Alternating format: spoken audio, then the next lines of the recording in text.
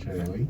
¿Dónde nos quedamos? Una pregunta. Las dos preguntas. Si el dueño de la propiedad fallece, ¿desde cuándo comienzan los herederos, si es que tienen esa responsabilidad, de pagar el CRIM, si desde que hacen la declaratoria de herederos o desde que la persona falleció? ¿Y cuál es el proceso? Pues mira, esa pregunta te la tengo que contestar de varias maneras. Número uno, si hay un tecnicismo de que el que fallece, esa era su residencia principal, pues esa propiedad tiene una exención. Que dependiendo del valor, hay una exención de hasta $15,000. O sea, a lo mejor no hay que pagar el CRIM. Número uno. Número dos, si hay un solo heredero y ese heredero empieza a vivir la propiedad, básicamente, como quien dice, sustituye al difunto, y aunque no haya hecho la declaratoria de heredero o con la declaratoria de heredero, también cumple con el requisito de la excepción para no pagar el CRIM. Ahora, si hay más de un heredero, pues eso sería solamente cuando ya esté la resolución de quiénes son los herederos y se esté administrando ya sea la propiedad o los bienes al respecto de la herencia. Ahí entonces que se comenzaría a pagar el CRIM, cuando el CRIM sepa, mira, hay estos herederos, estos son las personas, pues cuánto le correspondería según la tasación de la casa, según el valor, y si las personas cualifican o no para la excepción principal u otras excepciones, porque hay que ver si son veteranos, pudiese aplicar un por ciento. Eso tú lo sabes por lo de bienes raíces. Todo va a depender siempre de cuántos herederos, número uno, y dos, si utilizan esa propiedad como residencia principal, porque también pasa que muchas familias tienen una sola propiedad y se van a vivir todas ahí, y si todos lo utilizan como propiedad principal y vale hasta cierta cantidad y tiene la exención de los $15,000, pues no se paga CRIM. Imagino que esto es una pregunta que muchas personas allá afuera tienen que tener. Incluso a mí en diciembre me llegó muchas personas por un área en Carolina diciéndome, mira, me están cobrando tanto de CRIM, mi propiedad no llega ni a $125,000 en valor y me están cobrando $9,000, $10,000, $15,000. Y yo decía, mira, no, yo tampoco le decía, tú no tienes que pagar. Yo decía, mira, no se supone que tú pagues eso porque tu propiedad principal es esa. Tienes que hacer esta carta. Yo los ayudaba. Siempre y cuando sea su propiedad principal. O sea, que sea su... que piensan que no, yo tengo esta propiedad, vale menos de $150,000, menos de $200,000, yo no tengo que pagar el CRIM. Ojo con eso. Tiene que ser su propiedad principal. Si usted la tiene como propiedad principal, pues usted cualifica para la exención. Mire, en ese caso, ¿cuál es el proceso, licenciado? Pues en ese caso hay que hablar con el CRIM, porque muchas veces el CRIM te envía la carta sin saber que es tu propiedad principal, porque no se la ha dicho. Una vez se le indica, pues obviamente ellos hacen la evaluación, y ahí entonces usted se queda en cero todos los semestres. Pero hay que, digamos, como tú has dicho, el derecho es rogado. Sí. Si usted no lo pide... Bueno, no lo digo yo. No lo dice la ley, pero tú lo has mencionado muchas veces. Sí. Y si usted no lo pide, pues entonces no se lo van a honrar. Mientras tanto, pues yo sigo cobrando porque entiendo que es lo que tengo que cobrar. Ok, licenciado Steven Batista Caballero. Dos preguntas más. Esto que lo estoy leyendo, lo que me están llegando a las redes sociales, porque por ahí que me están llegando la información a través del Facebook, del Twitter y del Instagram. Por eso es que usted debe seguir mis páginas y hacer buen uso correcto de las mismas, porque usted no sabe cuándo las va a necesitar. Mire, hay una familia donde una persona es dueña de la propiedad de esa vivienda. Hubo una situación con el huracán, o vamos a poner una situación con un fenómeno atmosférico. Esa persona recibe un dinero y esa persona quiere reparar nuevamente esa propiedad, pero esa persona le da un poder a uno de los hijos para que ese hijo administre ese dinero para rehacer o reconstruir esa propiedad. Pero hay otros de los hijos que no quieren como que reconocer que la dueña de la propiedad tiene la facultad mediante un poder de que es un hijo el que administra ese dinero para reconstruir la propiedad. ¿Qué pasa ahí, licenciado? Ese poder es válido, no es válido, Para tenerlo claro. Ujú. Está el padre o madre Ajá. que le da un poder a uno de los hijos y los otros hijos no están de acuerdo. Mire, yo creo que usted lo resumió muy bien. Yo creo que esa es la historia. Pues, ¿sabes lo que puede De lo que estoy leyendo aquí, creo que esa es la historia. Los otros hermanos Ujú. a llorar a la maternidad. Y ajá, mira, zombie, el licenciado los mandó a llorar a la maternidad a los otros hermanos. No pueden hacer absolutamente nada. Tienen que demostrar que la mamá no estaba capacitada psicológicamente para emitir el poder. Mientras tanto, el poder es sumamente válido. ¿Qué tú me dices, zombie? Bueno, lo podrían invalidar si demuestran que la persona no estaba en sus capacidades a la hora de dar el poder. Correcto. Pero si no pueden hacer eso, licenciado, ¿qué pasaría? A llorar a la maternidad. No pueden hacer absolutamente. Pueden llorar y gritar y patalear y decir que no, que yo no acepto esto. Pero el poder es válido. Diantre, El poder pero- se tiene que hacer ante un notario y el notario tiene que dar fe de que las personas están bien de mente. Parece que esto de la gerencia crea dolores de cabeza intrafamiliares. Sí, hay muchos abogados que prefieren y dicen, ¿sabes qué?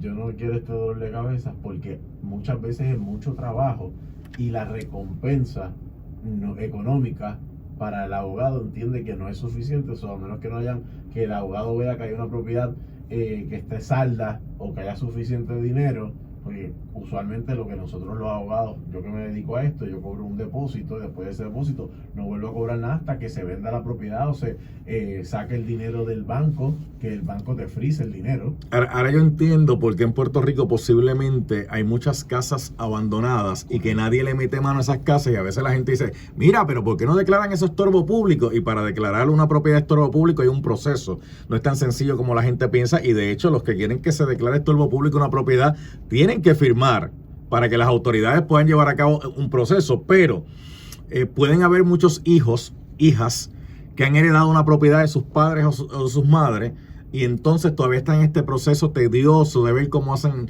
todo este proceso para ver qué se hace con la residencia, y mientras el chavo ahí viene, si no tienen chavo, ¿qué pasa con la propiedad? No se pierde, sino se abandona y Se va deteriorando.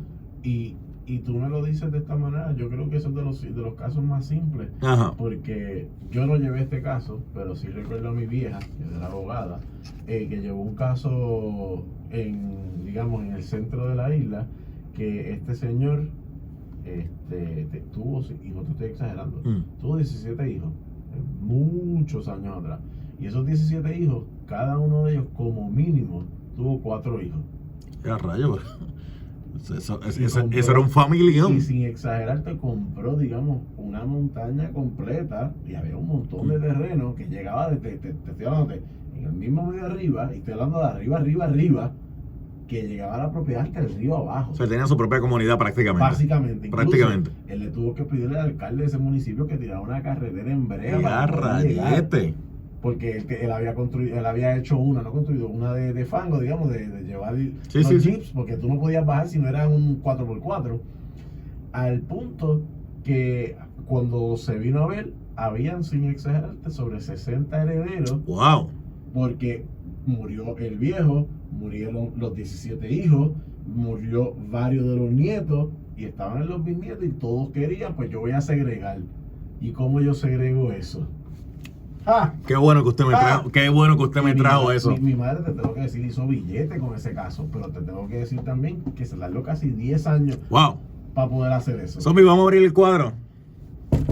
Vamos a abrir el cuadro. 787-758-7230. 787-758-7230. Yo creo que el licenciado Steven Batista en la noche de hoy ha tocado a mozo grodo todo lo que tiene que ver con esto de la gerencia. Venga con la pregunta ya establecida. Le estoy dando tiempo para que usted piense la pregunta establecida. No podemos atender casos individuales. O sea que si usted me va a traer su propio caso y me va a querer hacer la historia, va a ser bien difícil, porque este programa, ¿verdad? Número uno, no nos lo permiten por ética, porque se supone que pues, cada persona vaya y consulte con su representación legal y se deje llevar por los consejos de su representación legal. Y número dos, pues viene con la pregunta, que a lo mejor con la pregunta podemos ayudar a un montón de gente. Licenciado, para que la gente vaya pensando su pregunta, tan pronto vaya al aire pueden hacer la pregunta. Usted menciona ahora la palabra mágica, segregar. Que mucho hemos escuchado eso, zombie. allá los viejos tuyos, ¿no tienen un canto a la parcela? Porque si te dan un canto a la parcela, hay que llevar a cabo un proceso legal para inscribir esa propiedad, porque si no después cuando viene el asunto de que falleció papá o falleció mamá, si eso no estaba segregado y es parte de un solo terreno, ahí vienen las complicaciones, a menos que esté segregado y en la segregación le hayan dicho, mira, esta va a ser tu parcelita. Dele, licenciado, que usted no me mire así, que usted fue el que trajo el tema, a mí no me esté mirando así. No, definitivamente como Él me trae el tema y después me mira como que... No. En eso tienes razón, incluso tú requieres, antes de ARPE, hoy en día de lo que es OGP, de la Oficina General de Permiso, se requiere ese permiso y se tiene que hacer ante notario. Y si hay disputa, se tiene que llevar al tribunal, tiene que demandar a las partes. ¿Qué rayo? Se tiene diferencia diciendo, mira, esto me pertenece a mí, yo quiero hacer esto. Y el tribunal le termina, si usted tiene o no tiene razón. Y cuando ocurre esto, pues esto sí que es un dolor de cabeza. Porque segregar, la gente piensa que eso es fácil, como que yo tiro 4 puntos y esta es mi propiedad. Usted requiere permiso, tiene que venir un agrónomo, tiene que llevar un notario y que todas las personas de ese lote, porque es un lote grande que se divide ya sea en 2, 3, 4 partes, 5 partes, y que se diga, mira, el punto mío de aquí a aquí tiene tantos metros cuadrados, cúbicos, y así sucesivamente, hasta que se llega a un acuerdo. Ok. Zombie, ¿tu finca está registrada? ¿Cómo que tú no tienes una finca? Que tú vives en un apartamento. No, mijo, en el registro de así como se de esto, un espacio allí, ¿qué me iba a decir? Y ese es el último paso. Tiene que estar registrado en el registro de la propiedad. Si no está allí, pues entonces no tiene ningún tipo de validez. Ok, vamos para el cual. La pregunta es la siguiente. Esta me la están escribiendo por aquí a través de las redes sociales también. La pregunta es la siguiente. Hay personas que han tenido problemas a la hora de llevar a cabo la declaratoria de herederos porque el CRIM y el registro de la propiedad como que no se comunican. Como que no hay comunicación. Entonces hay gente que ha ido a tratarle en la declaratoria de herederos sobre el problema y dice, no, es que te sale una deuda. Y le dice, pero es que esa deuda no es mía, es que esa deuda es de la persona que estaba ahí antes. Entonces, como no hicieron el debido proceso registral, sigue apareciendo una deuda y como aparece la deuda no se puede cancelar el asunto. Correcto. En el registro de la propiedad, solamente cuando aparecen deudas, digamos, es los gravámenes, bueno, una hipoteca, ya sea con un banco, con un individuo, o puede haber una anotación de una demanda, que si la propiedad se vende, o en su eventualidad cuando se vende, se le tiene que pagar al que ganó la demanda. Eso digamos, las deudas que pueden aparecer en el registro de la propiedad. Ahora, en el CRIM a lo mejor aparece una deuda que de hace 50 años atrás. ¿Qué? Que todo es posible. Pero, y usted dice, pero es que eso no es mío. Incluso mis papás compraron esa propiedad hace 15 años y pagaron cash. ¿Usted sabe qué? Cuando usted va a comprar una propiedad, usted tiene que asegurarse que el CRIM no tenga deuda. Y que me ha dicho, no es que no tenga deuda con el CRIM, que no se le deba al CRIM, porque si se le deba al CRIM, usted nunca lo paga, usted asumió la propiedad nueva, esa deuda va a ser de usted. Y eso es que mucha gente, pero eso no es justo. Yo creo que voy a tener que traerlo para parte de los licenciados. Buenas noches por aquí. ¿Quién habla? Saludos de Jesús. Dime, ¿de Jesús de qué pueblo? De Bayamón. De Bayamón, dime, ¿cuál es tu duda? Mira, tengo una pregunta para el licenciado. Tengo un tío que lleva más de 50 años viviendo en una propiedad y ya todos los familiares herederos están muertos. Solamente quedan los hermanos, mis tías y eso. ¿Y cuál es la pregunta? Pero que él lleva... Bueno, él sigue viviendo ahí en esa propiedad y nadie quiere... O sea, no hay nadie que quiera... Y quiero saber si es que me han dicho que hay una ley que si una persona lleva más de cierto tiempo viviendo en una propiedad que tiene... cierto derecho a que se la den, ahí escucho por radio. Sí, yo creo que gastamos la pregunta que le está haciendo. No, eso no es tanto de herencia como tal. Básicamente, si una persona, de hecho eso se dio mucho aquí en Puerto Rico, había gente que vivía en parcelas o en propiedades que no les pertenecían a ellos, que no era de su propiedad, pero los dejaron que vivieran allí y prácticamente hicieron toda una vida allí. Pues después de que pasa cierto tiempo, se supone que esa persona puede reclamar esas propiedades. Siempre y cuando que no haya bueno, usted es el abogado del licenciado. Claro. Usted es el abogado aquí. Digo, el abogado que revalidado, porque yo estoy en proceso de...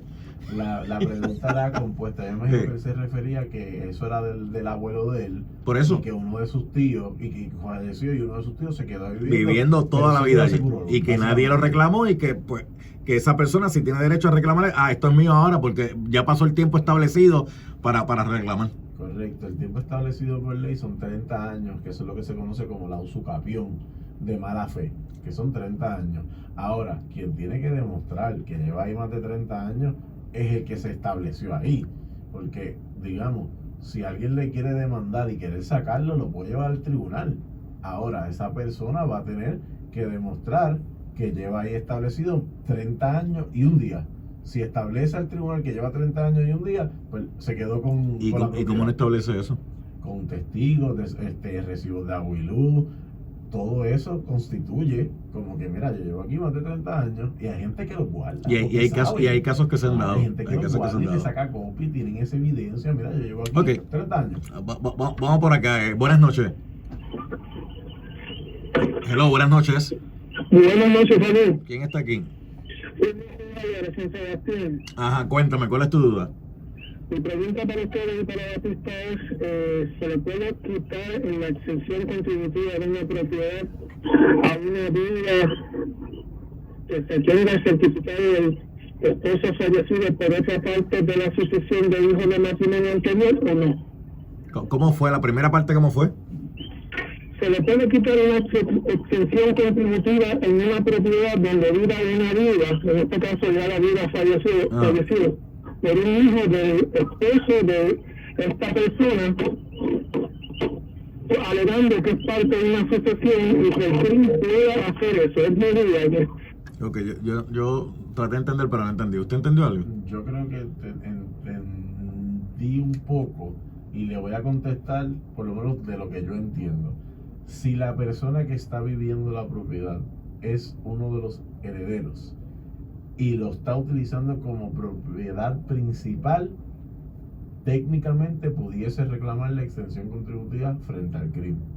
Si eso es lo que usted estaba preguntando. Si no es lo que usted estaba preguntando, pues lamentablemente no le puedo escuchar bien. Vamos a buscar otra vuelta. Si no, pues si ya se metió, como quien dice, a administrar la propiedad, va a tener que pagar la contribución. Que puede tener un crédito en contra de los herederos porque estuvo pagando y los otros herederos no. Claro que lo puede tener. Pero si no tiene esa extensión, tiene que pagarlo por la cantidad que el crimen entienda que es lo que... Pero si esa persona está viviendo allí y ya su residencia principal vive 24/7 allí, está todos los días allí, está a los 30 o 28 días o 31 días que tenga el mes, porque dependiendo, ¿verdad?, del mes que estemos hablando, y puede mostrar que vive allí los 12 meses, los 365 días al año, que vive allí por año, podría tener derecho a la exención contributiva de la primera residencia que uno tiene. Correcto. Sí, eso es lo que buenas noches por aquí. Buenas noches por aquí. ¿Quién habla? Edwin. Edwin, ¿de dónde? Estoy llamando de San Cloud, Florida. ¿Y cuál es la pregunta? La pregunta es la siguiente. Yo creo que parece que lo que pasa es que cuando uno llama, pues uno no está escuchando el programa. No está escuchando la pregunta. Está bien, pero dime la pregunta, lo que necesito en este momento. Bueno, eso sería parte para hacerlo un poquito mejor para nosotros. La pregunta es la siguiente. Él como que mencionó que cuando hay un heredero viviendo, pero él dijo o sea, hay más somos 6 personas, solamente en la casa se quedó viviendo mi hermana por más de 20 años en la casa. Mi papá tenía extensión contributiva, pero que él como que no lo entendí bien, porque él dijo que si había más de una persona, pues la cosa era diferente.